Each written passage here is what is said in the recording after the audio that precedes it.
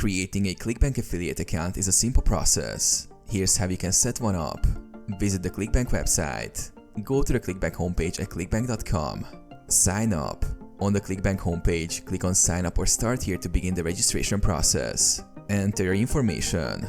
Provide your personal details like name, email address, and country of residence. Create a username and password for your account. Provide payment information. Enter your payment details to receive affiliate commissions. You will need to provide your tax information, such as your tax ID or social security number, depending on your location. Agree to terms. Review ClickBank's terms and conditions and agree to them. Complete registration. Click on the Join ClickBank button to finalize your account setup. Log in and access Marketplace. After completing registration, log into your new ClickBank affiliate account. You can now browse the ClickBank Marketplace for products to promote. Simply click on Marketplace and start selecting affiliate products to promote and earn commissions from.